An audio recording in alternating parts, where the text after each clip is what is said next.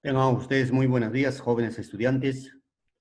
Una vez más vamos a continuar con el desarrollo de la sesión programada para el día de hoy en la asignatura de literatura.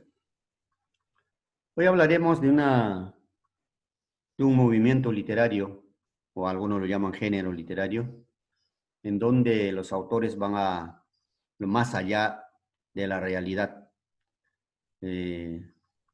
Quizás el mundo irreal convertido a la realidad, ¿no?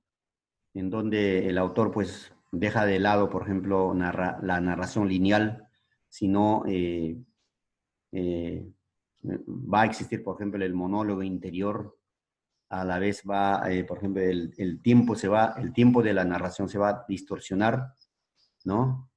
Entonces ese es un nuevo estilo de estos mágicos, por eso se llama este grupo de literatos, ¿no? Realismo mágico en América. El realismo mágico es un género literario de mediados del siglo XX y se define como una preocupación estilística, ¿no? La belleza, el lenguaje, ¿no? El interés de mostrar lo irreal o extraño como algo cotidiano y común.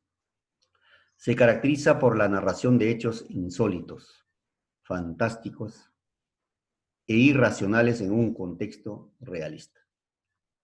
El realismo mágico floreció con esplendor en la literatura latinoamericana en los años 60 y 70, a raíz de las discrepancias entre la cultura de la tecnología y la cultura de la superstición.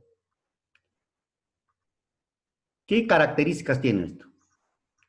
¿Ya? Contenidos de elementos mágicos y fantásticos, percibidos por los personajes como parte de la normalidad. Presencial de lo esencial sensorial como parte de la percepción de la realidad, ¿no? ¿Qué quiere decir esto, jóvenes? Dice discrepancias entre la cultura de la tecnología y la cultura de la superstición, ¿no? Saben de que la tecnología hoy en día ha avanzado, ¿no? Tremendamente en el mundo. El ser humano pues está rodeado de muchas tecnologías, además ya está alejándose cada día más.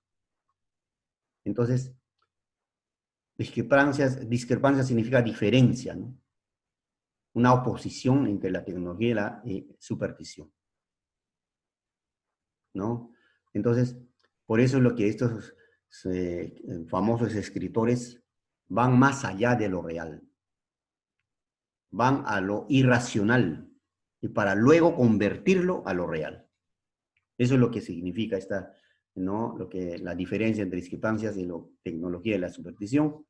La presencia sensorial como parte de la percepción de la realidad. Los hechos son reales, pero tienen una connotación fantástica, ya que algunos no tienen explicación o son muy improbables que ocurran. ¿Ya? Entonces, ¿qué quiere decir? Aquí hay otra característica, transformación de lo común y lo cotidiano en una experiencia sobrenatural. Por ejemplo, en la obra Cien años de soledad de este famoso escritor García Márquez, el colombiano, él crea un mundo fantástico, ¿no? En sus 100 años de soledad. Un mundo inexistente, Macondo, pero lo convierte como si fuese real, lo convierte en lo real, ese pueblo, transformación de ese pueblo, la fundación de ese pueblo, el desarrollo de ese pueblo. Eso es, ¿no? Eso es, ¿no? En una obra fantástico, ¿no? La connotación fantástica, ya que alguno no tiene explicación, ¿no? Por eso, muchas veces no se explica. Entonces, García Márquez transforma eso irreal y muchas veces improbables que ocurran a lo cotidiano. Por eso se caracteriza este realismo mágico. La narración de los hechos no es lineal, ya que el tiempo se distorsiona. Ya no son como novelas anteriores que el autor narraba de una manera lineal, ¿no? Ordenada. Acá no. El estilo ya cambió por completo, ¿no es cierto? Además, no narra un solo hecho, diversos hechos con diversos personajes, pero basado en un solo tema. ¿Quiénes son los representantes? Tenemos a Alejo Carpentier, con su famosa obra El siglo de las luces. Miguel Ángel Asturias, con su obra Señor Presidente. Carlos Fuentes, con su obra Ahora. Gabriel García Márquez, con su obra Cien años de soledad. Juan Rulfo, con su obra Pedro Páramo. Augusto Robabastos, con su obra Yo el Supremo. Son los representantes en Latinoamérica. A esto también se puede agregar, por ejemplo, a Mario Vargas Llosa. También está dentro del realismo mágico con algunas de sus obras. ¿Ya? Ahora vamos a hablar sobre este personaje. Pedro Páramo no. La obra es el Pedro Páramo, o Páramo. Juan Rulfo. Acapulco, Jalisco, 1818. En Ciudad de México, 1986. Es decir, nace en 1918 y fallece en 1986. Escritor mexicano, un solo libro de cuentos, El Llano en Llamas, 1953, y una única novela, Pedro Páramo, 1955. Bastaron para que Juan Rulfo fuese reconocido como uno de los grandes maestros de la narrativa hispanoamericana en el siglo XX. Su obra, tan breve como intensa, ocupa por su calidad un puesto señero dentro del llamado boom de la literatura hispanoamericana de los años 60. Fenómeno editorial que dio a conocer al mundo la talla de los nuevos y no tan nuevos, como en el caso de Rulfo, narradores del continente.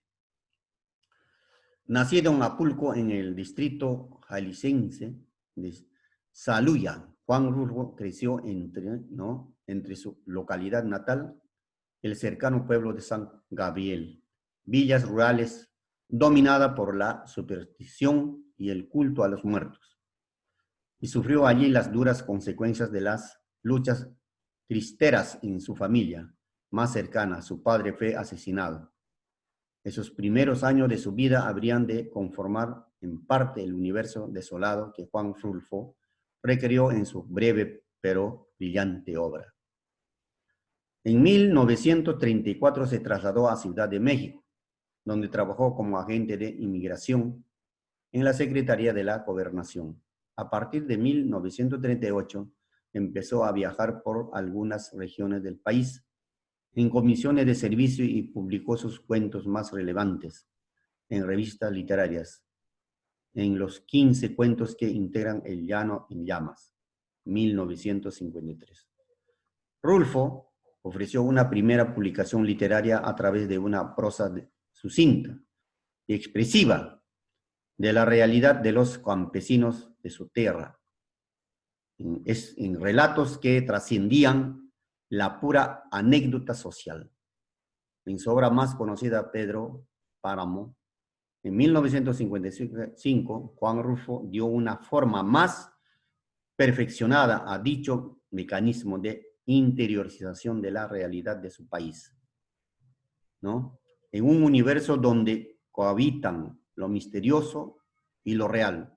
El resultado es un texto profundamente inquietante que ha sido juzgado como una de las mejores novelas de la literatura contemporánea. Pedro Páramo. Entonces aquí lo que les dije con anterioridad nos da la razón, ¿no? Es ese realismo mágico.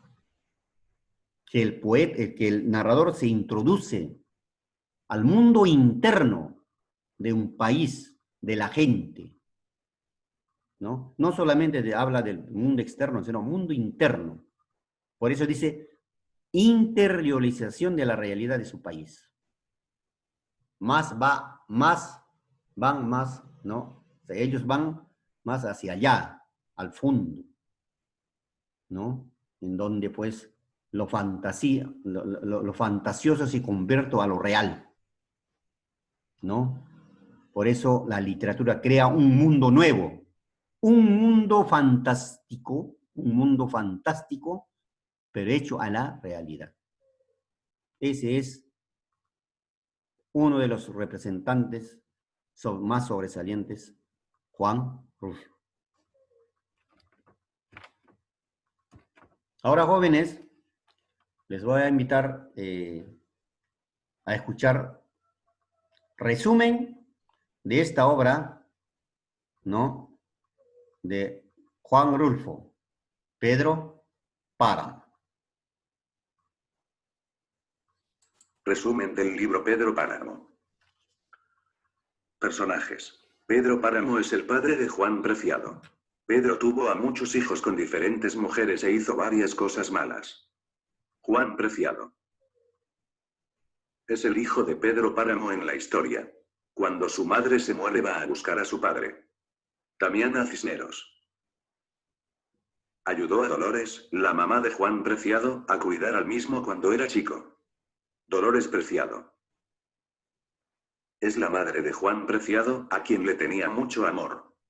Doña Eduviges, amiga de Dolores, la madre de Juan Preciado, a quien le gustaba contar historias. Miguel Páramo era el hermano de Juan Preciado en la historia. Lucas Páramo, padre de Pedro Páramo, por lo tanto, era el abuelo de Juan Preciado. Abundio Martínez, persona que asesinó a Pedro Páramo con una puñalada. El arriero ayuda a Juan Preciado a que encuentre a su padre. El arriero también es hijo de Pedro Páramo. Padre Rentaría, sacerdote de una iglesia de Cómala. Susana San Juan es la mujer a la que Pedro Páramo amó más. Resumen. Juan Preciado vio morir a su madre Dolores en un hospital. Cuando ya estaba a punto de fallecer, le dijo que su último deseo era que fuera al pueblo de Cómala para que conociera a su padre Pedro Páramo. Juan Preciado, por serle leal a su madre difunta, se dirigió a Cómala para conocer a su papá, que nunca había visto. Todo lo que sabía de él es que habitaba en Cómala y que se llamaba Pedro Páramo. Cuando iba por un camino de tierra, Juan Preciado se topó con un señor que era arriero. Juan le preguntó que si conocía el camino para ir a Cómala, este le respondió que sí. Después, Juan le preguntó que si conocía a un hombre llamado Pedro Páramo. Rápidamente este le dijo que sí, que él era su papá. Así que Juan decidió preguntarle su nombre, este le respondió que se llamaba Abundio. Al oír que su padre era Pedro, Juan se sorprendió porque se percató de que su padre no solo él, Juan, era su hijo. Caminaron por el camino de tierra hasta llegar a Cómala. De inmediato Juan le dijo a Abundio que el pueblo parecía deshabitado. Que si sabía dónde vivía Pedro. Abundio le respondió que ya estaba muerto. Juan no sabía dónde se iba a hospedar en Cómala, pero le preguntó a Abundio y este le dijo que se quedaría en la casa de una señora llamada Doña Eduviges. Abundio lo llevó hasta donde Eduviges habitaba. Al llegar Juan tocó la puerta y rápidamente abrió la señora. Esta le dijo rápidamente que sí él era el hijo de Dolores Preciado. Este le contestó que sí, pero no tenía idea de cómo sabía. Así que le preguntó. Y la señora le contestó que su madre le platicaba mucho de él. Él se sorprendió ante la respuesta de la señora ya que su madre ya estaba muerta. Y ella le dijo que le avisó que iba a ir.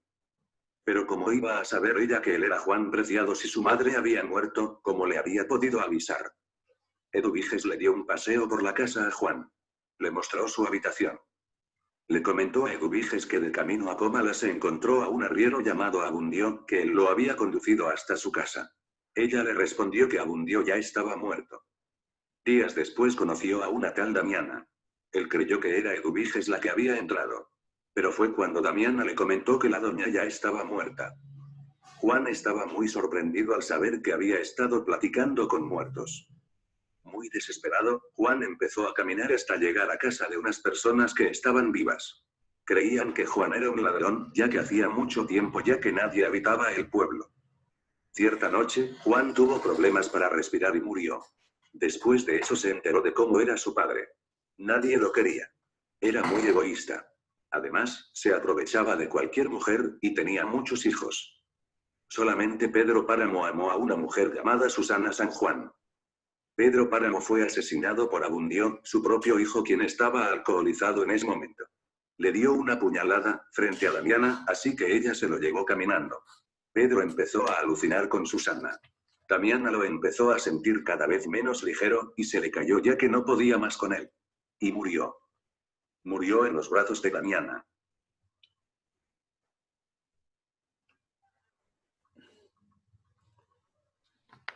Muy bien.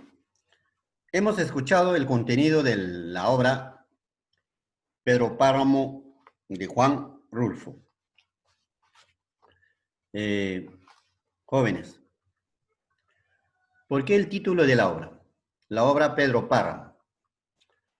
Se caracteriza por la presencia de varias historias entrelazadas, como ya les dije, ¿no? Por eso se caracterizan los integrantes del realismo mágico, en donde cada una de ellas se encuentra marcada por las malas acciones de un hacendado llamado Pedro, cacique sanguinario del pueblo de Cómala. ¿No? Entonces, Pedro, según, ¿no? Significa roca y páramo, tierra, ¿no? O terreno sin cultivar, ¿no? Es decir, terreno raso, inhabitado, lugar sumamente frío, por lo que es una descripción fiel de lo último que quedó del pueblo de Comala.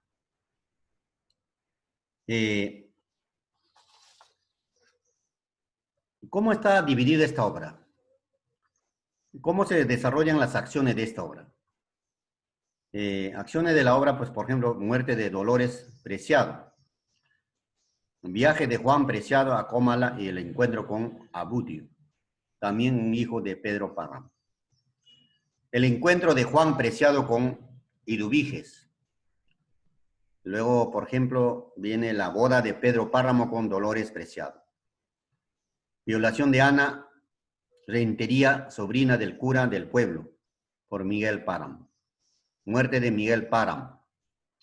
Pedro Páramo manda a matar a Bartolomé San Juan, padre de Susana San Juan. Desconsuelo y despreciación de Pedro Páramo por Susana. Abudio asesina a Pedro Páramo. Abandono y perdición del pueblo.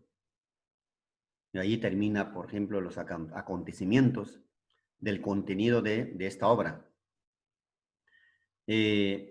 Entonces, ¿quién era precisamente Pedro Páramo? Ya hemos dicho, cacique, duelo de la hacienda, Media Luna, ¿no? De sus alrededores. Era un hombre muy inteligente, a su vez despiadado, ¿no? Y aparte de eso, era un hombre insensible con todos. Claro, por supuesto, menos con su hijo, ¿no? A Miguel Páramo y el amor de su vida, Susana San Juan. ¿Sí? Otro de los personajes que sobresalen fue Juan Preciado, hijo de Pedro Páramo y Dolores Preciado. Se encamina a Comala para cumplir la última voluntad de su madre, ¿no? Y esos son los personajes, ¿no? Sus características, ¿no?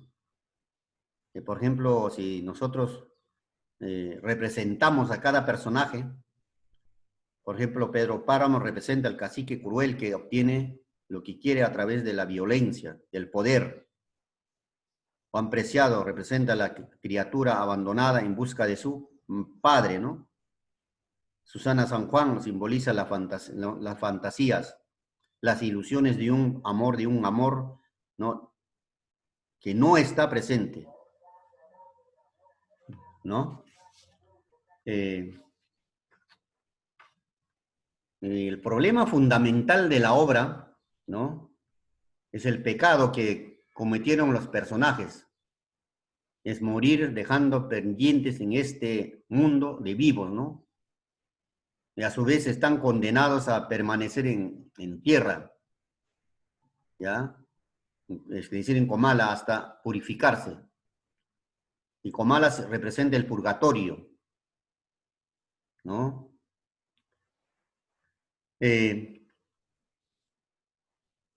¿Cuál fue la causa del problema, por ejemplo, en el contenido de la obra? Las acciones ¿no? de violencia, incesto, violación, robo, engaño, orgía, ¿ya? Todas esas, por ejemplo, injurias, además de un sacerdote que no cumplía con otorgar el perdón si no tenía dinero, ¿no? Si no tenían dinero, o sea, él pedía dinero para otorgar el perdón, ¿no es cierto? Entonces, esto repercute pues, el problema de los pecados como herencia a futuras generaciones, ¿no? Alma sin descanso eterno, abandono, muerte de un pueblo, ¿no? Todas esas cosas repercuten en el contenido de la obra, ¿no? Que nos hace ver esta, ¿no? En la situación que pasan los personajes por esta obra. Entonces, eh, los temas que determinan esta obra, por ejemplo, son, por ejemplo, la muerte sin perdón, ¿no? Condenados a penar eternamente. Si hablamos religiosamente, las personas que cometen eso, pues están condenados y luego a morir, pero luego su alma va a sufrir. Los pobladores de Comala vivieron en un constante pecado y cuando decidieron arrepentirse fue demasiado tarde, pues su fallecimiento les sorprendió y por lo tanto, pues al morir, sus almas no encontraron el perdón ni la paz. Eso es lo que dice la Biblia, ¿no? Tiene alguna relación con la Biblia. Luego también encontramos ilusiones frustradas de los que vinieron en Comala, ¿no? Poder, violencia, la injusticia por parte de Pedro Páramo. También vemos, por ejemplo, las supersticiones y creencias, almas que no encuentran el descanso eterno. También vemos el amor no correspondido, ¿no es cierto? Entonces, esto pues nos deja un mensaje, ¿no? De reflexión, que siempre nuestros actos serán cobrados, ¿no? Si creemos fielmente en Dios, serán cobrados, sufrirán nuestras almas. Y para evitar eso, debemos comportarnos bien, respetar las normas, las leyes, las familias y tener amor a los hijos, no abandonarlos. ¿Sí? Bueno, eso es todo. Espero que hayan entendido. Si hubiese alguna pregunta, vamos a clarificar en horas de la tarde. Cuídense, por favor, revisen los textos que tienen, así para terminar con todas las actividades. Muchas gracias.